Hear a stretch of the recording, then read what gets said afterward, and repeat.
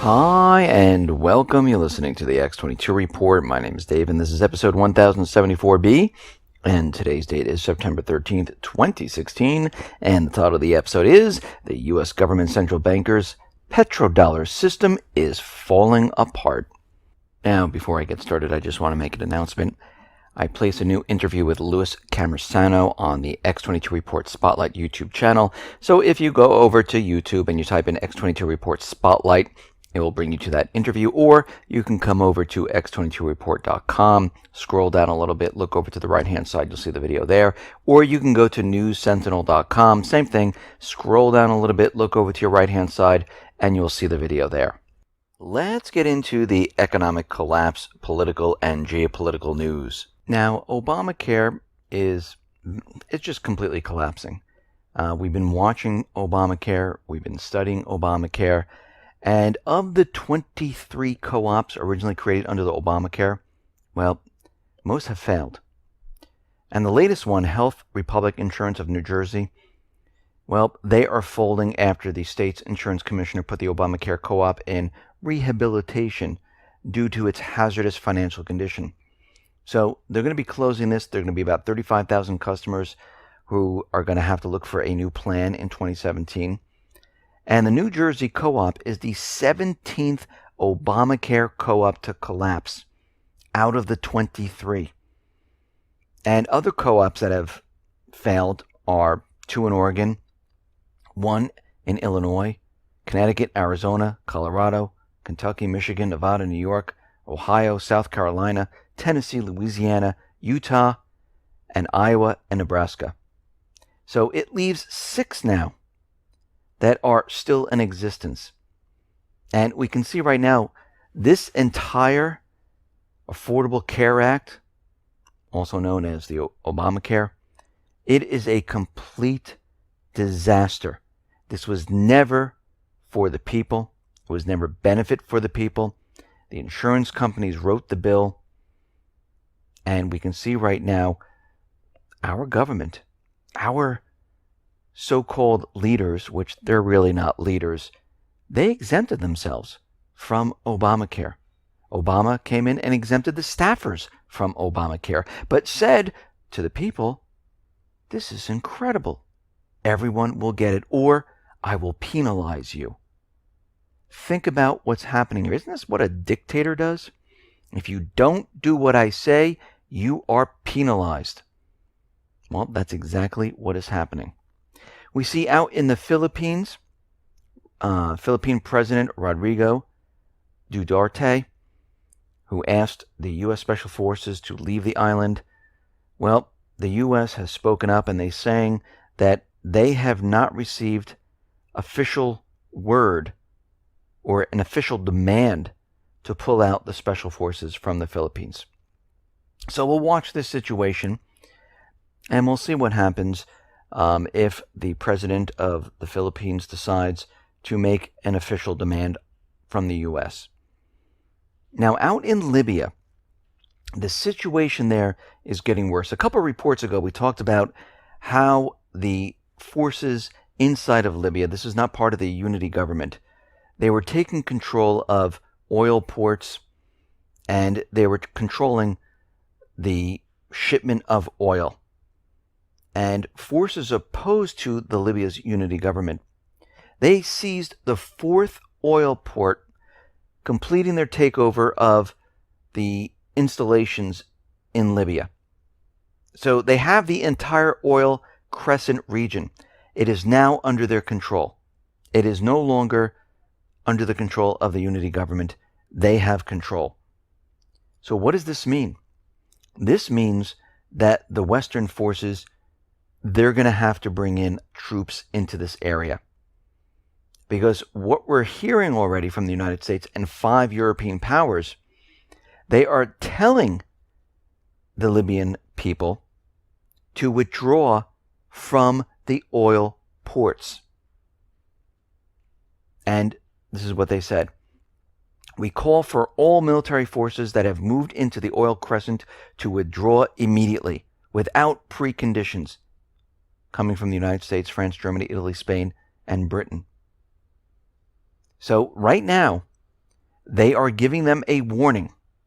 And if they do not abide by this warning, most likely we will see troops come into this area and try to take back this entire oil crescent region. And the situation is getting worse. Because think about this. In Libya, they are completely losing control. The people are taking back their country. The same thing is happening in Yemen. The Iraqi people, they are fighting to remove the puppet government. The U.S. is bringing in more and more troops. They're using the illusion that they're fighting the Islamic State, but what they're really doing is they're trying to maintain control in Iraq. And we have the same thing occurring in Lebanon. Syria is a complete mess. So as the Middle East completely falls apart, what happens to the petrodollar? The petrodollar is doomed. And as we continually move forward day by day here, the situation is getting worse and worse. The United States has lost complete control in Syria. And we can see already there are violations in Syria. We see the moderate rebels.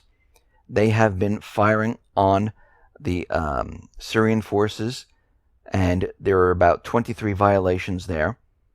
And the situation is just getting worse and worse. And you have to remember, once the people completely take over these countries and the U.S. can't do anything about it, they will use other currencies, maybe even gold and silver, but most likely they will drop the dollar. And when they do drop the dollar, and what I mean by drop the dollar, where they're not going to require countries to purchase the oil using the dollar, all those dollars that are in the reserves of all these countries, well, they don't need them there anymore. The only reason they have them is to purchase the oil. That will float back to the United States. That will eventually cause inflation. We might be seeing a little bit of deflation here, a little bit of inflation right now. But as more and more of this currency comes back into the country, it devalues the dollar. And as the dollar is devalued, prices move up. And this is going to be a tough situation for a lot of people. Now, out in the Golan Heights area, we see a situation occurring. Now, on the eve of the ceasefire in northern Syria, Israel decided to fly their jets into the Golan Heights and attack Syrian artillery positions. And Syria is saying that they downed a warplane and a drone after the attack. And there is a leaked video that has been released that shows the downing of the aircraft. There is a surface-to-air missile that hit the aircraft and brought it down. And we can see right now that Israel was making a move in this area. So because of this, Syria decided that they're going to be sending a large convoy of reinforcements from Damascus to the Golan Heights, and they will be positioned in this area. And we can see the situation is continually getting worse and worse, because not for Russia and Syria, but for the United States, the coalition forces, Israel, because their entire plan was to get Syria, to control Syria, to build the pipeline, to supply Europe with oil and gas, to put the central bank in Syria on the dollar. And all of this is completely falling apart. And of course, to eventually go into Iran. And we can see right now that Russia, they have spoke to Iran about this agreement that the United States and Russia decided on, and Iran sees no problems with the agreement whatsoever. Russia right now is deploying operative groups in Aleppo and Hama, and we can see right now that they're bringing in troops into this area to control the situation. The Castello Highway, they're going to be used for sending humanitarian aid to different areas. And we can see right now the U.S. is really stuck in a corner at this point. We know they wanted this ceasefire because they needed a period where they can bring in reinforcements. But we see already that Kerry started to talk about the ceasefire agreement, and he was making up things as he went along, where he said Syria is not supposed to bomb anyone without the U.S. permission. Well, do you really think that's the agreement that Russia and Syria made with the U.S. when Russia and Syria have the upper hand? No. Every time they come up with a ceasefire agreement, it seems like the United States comes out and they have a completely different story of what really happened in the talks. So the State Department quickly came out and reversed itself, and this is coming from spokesman John Kirby saying later that there was no provisions under the nationwide truce for U.S.-Russia authorization of bombing missions by Assad's forces. Of course not. Because Assad and his forces, the Russian forces, they are allowed to go after the terrorists. The only forces they cannot go after are the moderate rebels under the ceasefire agreement. And of course, we've always had that problem of who are the moderate, who are the terrorists, because the U.S. likes to intertwine the two groups together. Actually, they're one and the same, but they pretend that, oh, we have moderates and terrorists all intertwined, and this is why you can't bomb them. They did this on purpose. But now we can see that Al-Qaeda, al-Nusra, the rebranded Al-Qaeda, they're all terrorist groups. And Russia is very concerned right now because the moderate rebels, the largest group, they have refused to obey by the Russian-U.S. agreement. They're saying they're not going along with it. And from this whole ceasefire agreement might just completely fall apart. Lavrov is also saying that he has no reason to trust the United States. But because we see on the ground in Syria that the coalition forces, they're really not bombing Al-Qaeda or al-Nusra or the rebranded Al-Qaeda. And he's saying that the U.S. is very reluctant to strike the positions where they are. Of course they're reluctant, because these are the terrorist groups of the United States government central bankers. They're not going to bomb their own groups. And we can see part of the ceasefire agreement, it is kept in secrecy because there's sensitive information that the U.S. does not want released. And this is coming from Washington, where Washington believes that the aspects of the Syrian ceasefire deal brokered with Russia are too sensitive to release to the public. And this is coming from U.S. Department of State spokesman Mark Toner. And what they're really saying is, we can't release the information that the U.S. is supporting terrorism, that we pay these terrorist groups, we support these terrorist groups, and I'm sure there's other information that they don't want out there. And we can see right now, throughout the Middle East, the United States government central bankers, they're losing control rapidly. I mean, it's so obvious right now that they don't have the upper hand. And since they don't have the upper hand, this is an indicator letting us know that the clock is ticking down. Because once everything starts to fall apart in these different areas, like Libya, for instance, like Yemen, Iraq, Syria, the petrodollar will cease to exist. If the petrodollar ceases to exist, we have a major problem. And all fingers are going to point back to the central bank, because this is their system that they created. So if the system dies this way and collapses in this way, the central banks are going to be blamed. They don't want this to happen. And this leads us to what might happen coming up very soon. Now, it could happen this fall. It could happen in 2017. We don't know yet. But we can see we're heading in that direction, and it's approaching very, very quickly.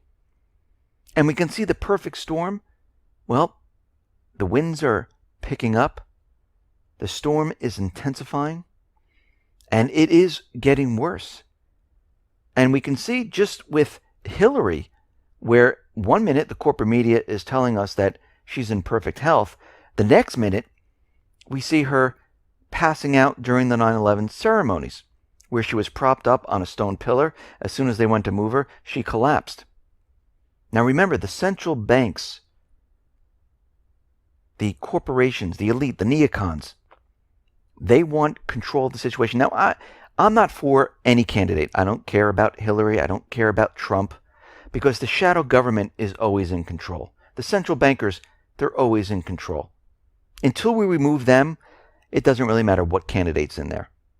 Because if they don't abide by what they want, they will be removed one way or another. But this poses a huge problem, because if Hillary, from what we've been seeing, is truly in bad health, what's their other candidate? Bernie Sanders. And we can see right now that the situation is getting worse. Now, for them to go ahead and maybe assassinate Trump, I don't think they'll go down that route. Too obvious.